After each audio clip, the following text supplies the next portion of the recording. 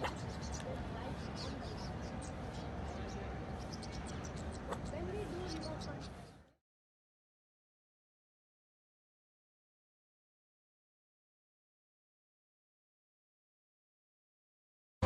according to me, it is just like a leisure place for walking. And it was not any clean space earlier. in particular. And now, what do you think about it? So, if you have to compare earlier and now, It's more cleaner. it is more cleaner. Very good. Nirmalta. That's the Hindi word for cleanliness. When we talk about a river, there are around it, around the river. Like you have so many activities which are happening. The city was established because of the river. From the mountain of Aravalli in Udaipur, it originates. Where does it become one with the ocean? Running Gulf of around. Khambar in Arabian Sea.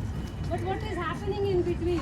Why do we know Sabarmati Riverfront more than Sabarmati River? Because we are all urbanized, right? Purely commercial. How many people have come many times here? Please raise hand. I think I've been twice. Not this one. Yeah, but it is riverfront only, so it's okay.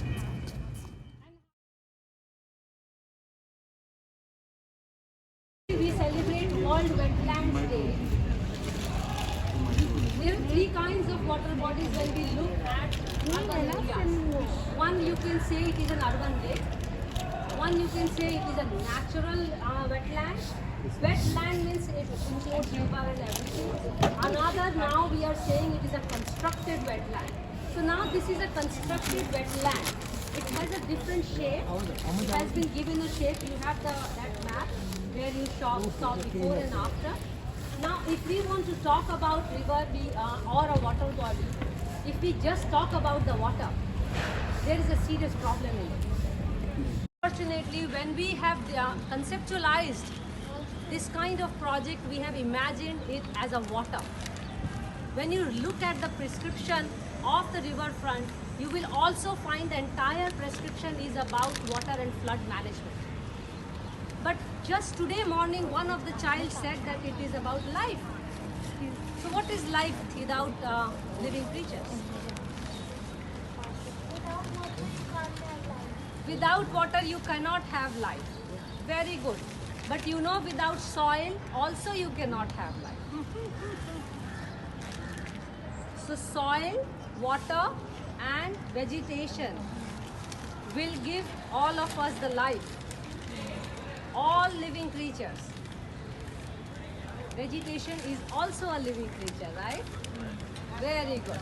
Yes, please. When you say that this particular model on the riverfront is not the most appropriate, what is the benchmark that you feel is an appropriate one? Very good question. I think you have jumped all my points, so please hold on to your question. I will answer it. And this is where the answer will start from. Can you find these people? Where did they go? And who will take responsibility of their murders? Who is going to take the responsibility? Government, designer, citizens, those animals themselves that they suicide? Who is going to take that responsibility? There is no description in the riverfront project what is going to happen to the life of these people. Collective responsibility. When I appreciate this, I become part of this murder. Yeah, absolutely. We all are. We all are. When government endorses it, it becomes part of the crime. We are the ones who elect and select the government. And endorse. Yeah. When you look at the Design. Biodiversity Act 2002, which is now going to be amended, I'm linking it with biodiversity because unfortunately, we actually link water body with water only. Water body is not water only. Water cannot be water body without a piece of land below, without a life inside the water body. The life in the water body is dependent on the life on the land. And this is the interface between what we call as full land and full water body. And trust me, this is the most vulnerable part of an ecosystem. Not the water body, not the land. Because this is not understood and this does not have an independent identity. And it is land-water interface. And this is the richest ecosystem in the entire ecosystem management.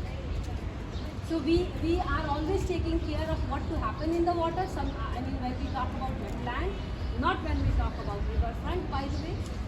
If you can find a biodiversity paragraph in the riverfront project, please enlighten me. I could not find it. Even look at the Wikipedia. The whole water body management has unfortunately become a flood management and a drought management and a management for human appropriation, which means how much water to supply to humans, what do they need, where do they go. Now when we do this kind of projects, we are also extending that need of humans to aspiration of leisure. As we saw, our children are talking about that waterfront is a place for recreation. Do we have in a society where 50% of the population does not get to eat, do we have so much of resource that we can just have water for leisure? Can we afford that? In my opinion, no. But I will keep that aside because I am really not so keen about personally. Do you know the situation of the people there and the river there and the water there? People are short of water there. It's a pathetic situation. So we are talking about a smart riverfront. So as I mentioned already, that this water is already a dependent water. So if you want to imagine yourself that if the water is not going to be given by Narmada, where are we going to get the water?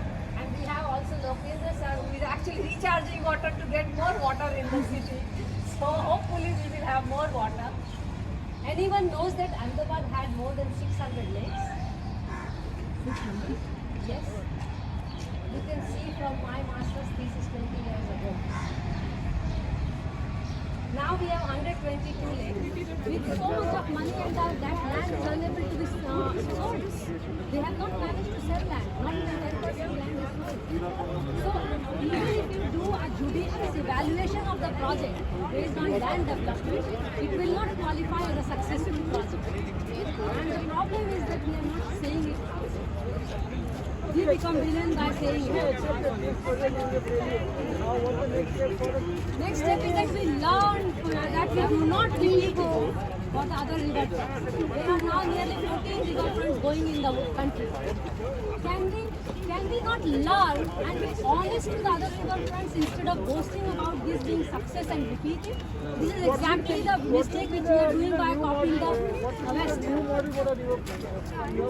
Why would you like a front with a concrete? I would delineation like us came and tamed our mind and said, this is a river, there is no water. We need water all the year round. River Thames is a flowing water to the sea. Sian is a flowing water to the sea. That's why it has to be banked. This is also flowing to the sea, but it is not a continuous flow. 70% of the rivers in this country are not glacier fed, are rain fed.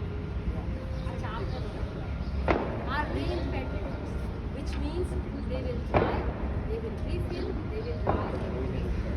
But we were told, hurry, that has happened to all the lakes by the way.